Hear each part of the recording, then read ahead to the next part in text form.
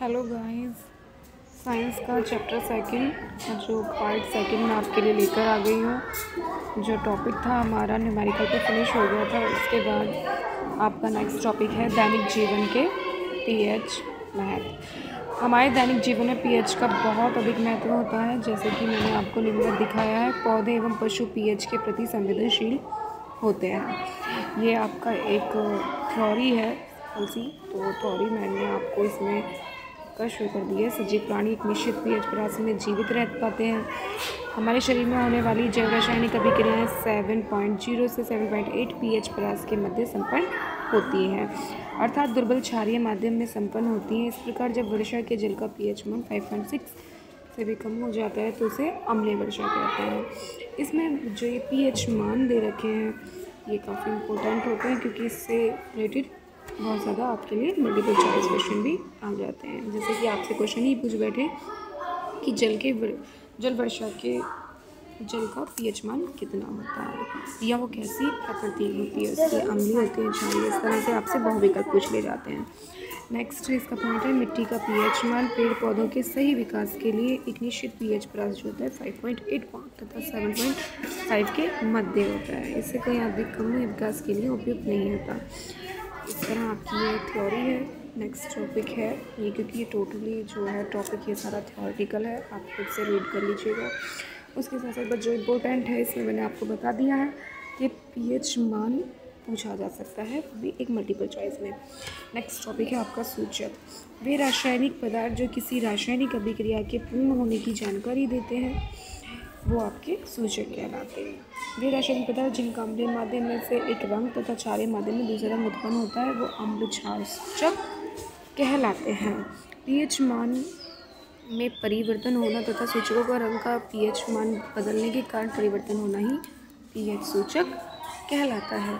जब कोई साधारण सूचकों को एक साथ मिश्रित बनाया जाता है तो जिससे प्राप्त मिश्रण एक निश्चित मान के रंग में परिवर्तन के क्रम में से गुजर सकता है तो उस प्रकार के मिश्रण को शाब्दिक सूचक कहते हैं। उदाहरण के लिए आपका है कोलथाफ। लवण। नेक्स्ट टॉपिक है आपका लवण। वह यौगिक जो किसी अम्ल के हाइड्रोजन आयन से धातु आयन द्वारा विस्थापित करके बनता है वो लवण कहलाता है। कि जो आपका जैसे कि अम्ल और कोई क्षार दोनों ले लिया, उन दोनों को बैठ करके आपका लवण बनता है और उसके साथ साथ जल आपको प्राप्त होता है। लवणों का निर्माण। लवण को धात्विक ऑक्साइड तथा धात्विक हाइड्रोक्साइड या धात्विक कार्बोनेट की किसी अम्ल के साथ अभिक्रिया करके बनाया जाता है। जैसे कि उदाहरण के तौर पर मैंने आपको इसमें शो किया है, धात्विक ऑक्साइड की अम्ल के साथ अभिक्रिया द्वारा धातु ऑक्साइड ले ली, लवण जिंक ऑक्साइड ले लिया, उसके साथ H2SO4 की क्रिया कराएंगे तो आपको मिल जाएगा जिंक सल्फेट और जल। इसके बाद है आपका लवणों के प्रकार। इस निम्नलिखित प्रकार की फर्स्ट है जैसे कि सामान्य लवण। वे लवण जो अम्ल के द्वारा विस्थापित हाइड्रोजन परमाणु को विस्थापित करके बनते हैं सामान्य लवण कहलाते हैं। उदाहरण के लिए NaNO3 K2SO4 KCl N2SO4। Next है अम्लीय लवण। वे लवण जो अम्ल के हाइड्रोजन परमाणु के आंशिक विस्थापन के द्वारा बनते हैं, जैसे कि NaHCO3। क्षारकीय लवण। थर्ड है वे लवण जो क्षार के अम्ल द्वारा आंशिक उदासीनीकरण से बनते हैं कि क्षार के लवण कहलाते हैं, जैसे कि ZnOHCl MgOHCl आदि। फिर नेक्स्ट है आपका द्विक लवण। जब दो या दो से अधिक लवण परस्पर मिलकर विलयन में ऐसा लवण बनाते हैं जिसके विलयन के गुण मूल लवणों के विलयन के गुण के समान होते हैं तो द्विक लवण कहलाते हैं। उदाहरण के लिए K2SO4.Al2SO4 3.24H2O। संकुल लवण। नेक्स्ट है आपका जब दो या दो से अधिक लवण परस्पर मिलकर विलयन में ऐसा लवण बनाते हैं जिसके विलयन के गुण मूल लवणों के विलयन के गुण से भिन्न होते हैं, संकुल लवण कहलाते हैं। इसे संकीर्ण लवण भी कहा जाता है। जो संकुल लवण है उसका दूसरा नेम है आपका किर्ण लवण भी कहा जाता है, जैसे कि NaKSO4 MgNH3O4 लवण के जल अपघटन। ये भी आपसे अलग से पूछ लिया जाता है, तो मैंने इसमें भी थोड़ा सा इसके बारे में बताया है। वह प्रक्रम जिनमें लवण जल के साथ क्रिया करके अम्लीय क्षारीय विलयन बनाते हैं, उस क्रिया को लवण का जल अपघटन कहते हैं।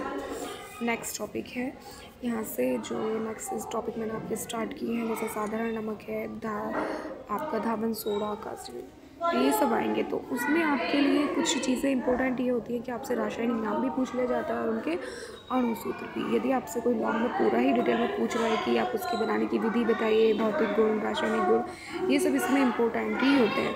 लेकिन अलग से जो आपसे पूछ लिया जाता है वो होता है रासायनिक नाम और अणुसूत्र। तो साधारण नमक का रासायनिक नाम होता है सोडियम क्लोराइड और अणुसूत्र होता है उसका NaCl। अब इसको बनाने की विधि क्या होती है? साधारण नमक समुद्र तथा खारी झीलों को जल के सूर्य की ऊष्मा से वाष्पीकरण करके बना लिया जाता है। एक नोट मैंने आपको लिखवाया है कि चट्टानों से प्राप्त नमक सेंधा नमक या खनिज नमक कहलाता है, क्योंकि नमक हमारा कई तरह से होता है, जैसे कि सेंधा नमक, सादा नमक जो आप घरों में यूज़ करते हैं, तो सबको अलग अलग ही होती है कि चट्टानों से प्राप्त नमक क्या कहलाता है? हमारा सेंधा नमक कहलाता है। अब नमक के इसके भौतिक गुण है कि ये रंगहीन ठोस पदार्थ है, ये जल में घुल जाता है, इसका स्वाद नमकीन होता है, ये गर्म करने पर चटक जाता है, वायु में खुला छोड़ देने पर नमी पाकर पसीज भी जाता है। ये हो गया इसके भौतिक गुण। नेक्स्ट है आपका रासायनिक गुण।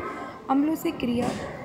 रासायनिक गुण में हमेशा आपको जो बनाया है आपने यहाँ पे मेन जो टॉपिक है उसके साथ अलग किसी पदार्थों की क्रिया कर करके दिखाना ही आपका क्या हो जाता है? रासायनिक गुण हो जाता है। जैसे कि अम्लों के साथ क्रिया, सोडियम क्लोराइड को सांद्र सल्फ्यूरिक अम्ल के साथ गर्म करने पर हाइड्रोक्लोरिक अम्ल बनता है। जब अम्ल से क्रिया कराते हैं तो ऐसा होता है। तो जैसे कि हमने NaCl लिया और H2SO4 से क्रिया कराई तो हमें क्या प्राप्त हो गया? NaHSO4, sodium hydrogen sulphate plus HCl। एक रासायनिक समीकरण सेकेंड है अमोनिया के साथ क्रिया। नमक के सांद्र विलयन में अमोनिया तथा कार्बन डाइऑक्साइड प्रवाहित करने से सोडियम बाइकार्बोनेट बनता है।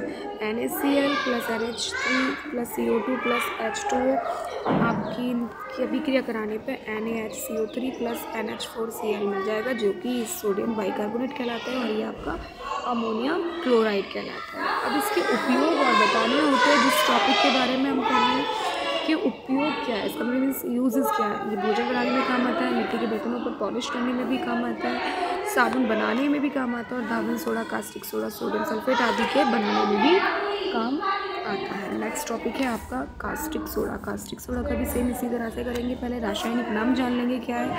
इसका रासायनिक नाम होता है सोडियम हाइड्रोक्साइड, अणुसूत्र होता है इसका NaOH।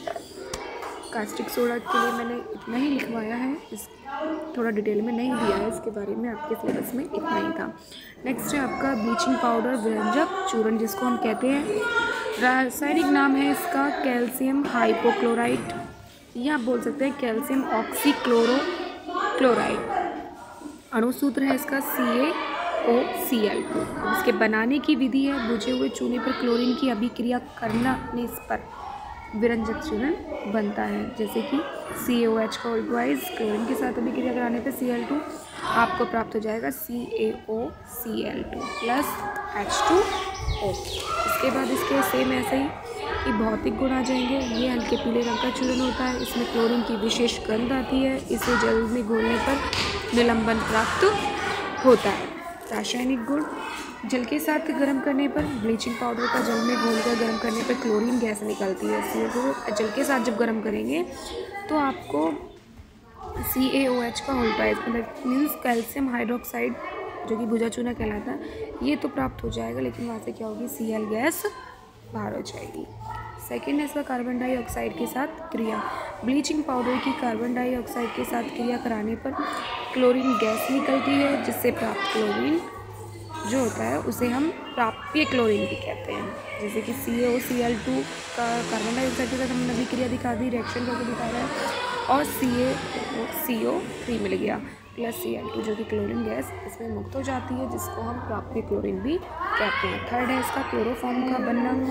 इसमें रासायनिक गुण में ही है क्लोरोफॉर्म का बनना कि क्लोरोफॉर्म कैसे बनता है। ब्लीचिंग पाउडर अल्कोहल के साथ जल की उपस्थिति में क्रिया करके क्लोरोफॉर्म बनाता है। उपयोग है इसकी, फर्स्ट है वस्त्र उद्योग में, कागज़ की फैक्ट्री में विरंजन के लिए, पीने वाले जल को जीवाणु से मुक्त करने के लिए, कई रासायनिक उद्योगों में। आज की वीडियो आपको कैसी लगी कमेंट्स करके ज़रूर बताना और लाइक एंड सब्सक्राइब प्लीज़ ज़रूर कर देना। इसके साथ साथ वीडियो को मैं यहीं स्टॉप कर रही हूँ। इसका बाकी पार्ट मैं आपको नेक्स्ट वीडियो में शो कर दूँगी। Thank you.